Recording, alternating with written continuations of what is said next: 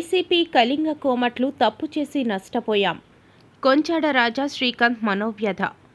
శ్రీకాకుళం జిల్లాలో గల వైసీపీ పార్టీకి చెందిన కళింగ కోమట్లు కొన్ని పొరపాట్లు చేయడం వలన మనమంతా తీవ్రంగా నష్టపోయామని కాశీబుగ్గకు చెందిన ప్రముఖ కళింగ వైశ్య సంఘ నాయకుడు కొంచాడ రాజా శ్రీకాంత్ తన మనోవేదనను ఆదివారం శ్రీకాకుళంలో అందవరపు సూరిబాబు ఆధ్వర్యంలో జరిగిన వైసీపీ కళింగ కోమట్ల ప్రత్యేక సమావేశంలో ప్రసంగించి వెల్లడించారు.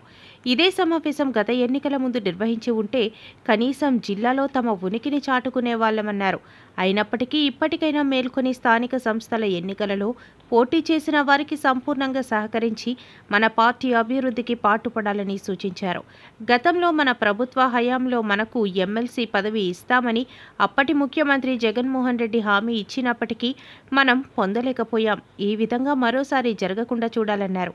అతని ఆవేదన ఆయన మాటల్లోనే విందాం. మనందరం కొద్ది లేటుగా కలిసాం, తప్పు చేసి కలిసామని అనుకుంటున్నాను నేను. ఎందుకంటే వేదిక మీద ఉంది పెద్దలు, ఎలక్షన్ ముందు ఇదే చొరవ తీసుకుంటే మనం ఇవాళ అధికారంలో ఉండు స్టేట్ వచ్చినా రాపోయినా మన జిల్లాలో మనం ఉనికి చాటుకోయింది. అటువంటి ప్రక్రియని మనం ఫెయిల్ అయ్యామని బాధపడాలి. వాస్తవంగా మనకి ఇక్కడ నాకు వచ్చిన సమయం తక్కువ కాబట్టి నేను ఎవరిని డయాస్ మీద ఉన్న బయట వాళ్ళని కానీ విష్ చేయలేదు. దయచేసి అందరూ అర్థం చేసుకోండి. ప్రత్యేకంగా ఒక మాట, మా కాన్స్టిట్యున్సీ నుంచి సీదిరి అప్పలరాజు గారు చేస్తున్నారు. ఆయన అయితే ఈ కార్యక్రమానికి పర్సనల్గా ఇంట్రెస్ట్ తీసుకొని మీరు అందరూ వెళ్ళారా లేదా, ఇవాళ చాలా తన ఫేవర్ తోటి బాధపడుతుంటే కూడా వెళ్ళారా లేదా అని మానిటరింగ్ చేస్తున్నారు. కనుక మన కులం నుంచి కూడా ఆయనకి ప్రత్యేక ధన్యవాదాలు తెలుపుతున్నాను. మనకి ఇవ్వటానికి నాయకులు కూడా సిద్ధంగా ఉన్నారు. ఎందుకంటే మనం నోటి ద్వారా ప్రతి ఒక్కరికి కూడా మనం చెప్తుంటాం, వచ్చిన వాళ్ళకి వెళ్ళిన వాళ్ళకి. జస్ట్ మన కులస్తుల్ని మనం గైడ్ చేస్తే మంచి రిజల్ట్ పొందొచ్చు. అట్ ద సేమ్ టైం మనం మరొక పని కూడా మనందరం కలిపి చేయవలసిన పని ఒకటి ఉంది. ఏంటంటే మనకిందాక సార్ చెప్పారు నామినేటెడ్ పదవులు. మనకెందుకే నామినేటెడ్ పదవులు ఎలాగో రానియండి.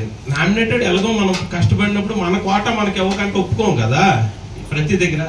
మాకైతే ఎమ్మెల్యే గారి తర్వాత స్థానం ఏఎంసీ చైర్మన్, ఆ ఏఎంసీ చైర్మన్ సోదరుడికే ఇచ్చారు.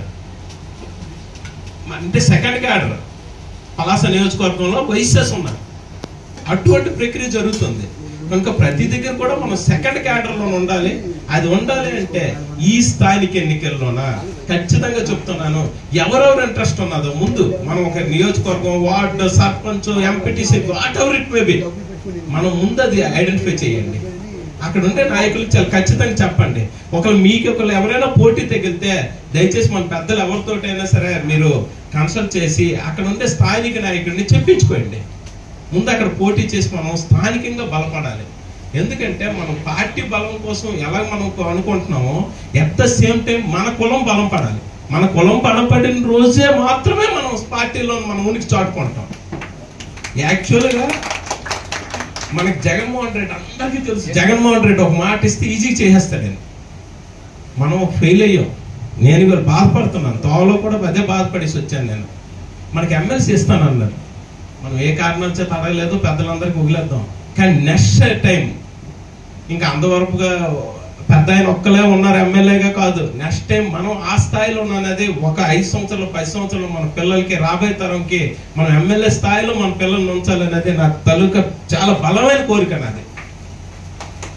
ఎందుకంటే ఏ రోజు రాజ్యాధికారం చేస్తామో మనం తలుక భవిష్యత్ తరాలకి మనం ఇవ్వగలం.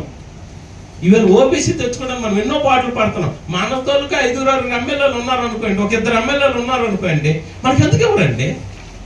ఎందుకు ఇవ్వరు? అసలు ఓబీసీ కోసం ఫైట్ చేయాలా? మన ఇంట్లోకి వస్తే ఏం కాలింగులకు రాలేదా? ఎవరికి రాలేదు అంటే పేర్లు వ్యక్తిగతంగా వాళ్ళకి వచ్చినందుకు సంతోషం, కానీ మనకు రాలేదు. మన రేపు పొద్దున మన పిల్లలందరూ బాగా చదువుకుంటున్నారు, ప్రైవేట్ జాబ్స్ చేస్తున్నారు, కానీ మనం ఎందుకు డాక్టర్స్ అవ్వడం లేదు? ఒక ఊర్లో ఎంతమంది మన పర్సంటేజ్ డాక్టర్స్ ఉన్నాం? ఇవన్నీ బాధాకరం. కనుక స్థానిక ఎన్నికల్లో మాత్రం ఖచ్చితంగా నేను వేదిక మీద ఉన్న వాళ్ళకి చెప్తున్నాను, దయచేసి రిక్వెస్ట్, మాయ గారు ఈ స్థానిక ఎన్నికల్లో ఎవరైతే మన తలుకలు చేస్తున్నారో అంటే ఎక్కడో సర్పంచ్ వార్డు వేస్తాను అన్నారు అనుకోండి, వాళ్ళకి దయచేసి మీరు ప్రొటెక్టివ్ గా ఉండండి. అవసరమైతే మేమందరం కూడా సపోర్ట్ చేస్తాం, అందరం కలిసి వెళ్దాం ఆ ఎమ్మెల్యేల దగ్గరికి. మీరు వాళ్ళకి ఇవ్వాల్సినవి ఇవ్వండి. ఇవాళ ఆయన గర్వంగా చెప్పుకున్నారు మాకు ఇవాళ జిల్లా స్థాయి పదవి వచ్చిందని. ఇటువంటి పదవులు మనం కనీసం హీన స్థితిగా ప్రతి జిల్లా నుంచి కూడా 2-3 తెచ్చుకోగలిగితే ఈ నెక్స్ట్ గవర్నమెంట్ లో అది సాంప్రదాయం అవుతుంది. మాకు వస్తున్నప్పుడు లాస్ట్ టైం ఒక మాట అన్నారు, మనం ఎక్కువ మంది దర్శనం మనమే వెళ్తుంటాం తిరుపతి, మనం బోల్డ్ క్యాష్ కూడా వేస్తాం. మన దాంట్లో 50 మంది ఇచ్చినప్పుడు కూడా మనం ఒక తిరుపతి దేవస్థానం బోర్డు మెంబర్ తెచ్చుకోలేక, అంటే 50 మందిలో కూడా మనకు నా కులం లేదా? అదే నా బాధ. ఎందుకంటే అంతమంది ఏకీభవిస్తారు నేను చెప్తున్న దానికి, నాకు పక్కనట్టాను, కానీ నా కులం అంత వెనకబడి ఉందనేది నా బాధ. మనం జబ్బలు సరుచుకుంటాం, మాకేదో ఉన్నాయండి. రోడ్డు మీద 10 ఇళ్ళు కాదు, రోడ్డు వెనకుండే ఆ వేసుకున్న తౌకులు కూడా మనవే. మన వాళ్ళు అంత ఏన స్థితిగా ఉన్నారు, చాలా బాధల్లో ఉన్నారు. నేను చాలా చిన్నింటి నుంచి వచ్చిన వాడిని, నాకు ఆ కష్టాలు తెలిసిన వాడిని కనుక నేను చెప్తున్నాను, దయచేసి మనం రాజకీయంగా బలపడితేనే భవిష్యత్ తరాలకి మనం మంచి తరం ఇవ్వగలిగిన పరిస్థితి అనేది ఉంటుంది. ఆ ప్రయత్నంలో ఏ భాగంగా నా వంతు ఏది చేయాలన్నా సరే, ఏ టైంలోనూ కానీ నేను ఖచ్చితంగా నేను సహకరిస్తానని ఇందు మూలంగా అందరికి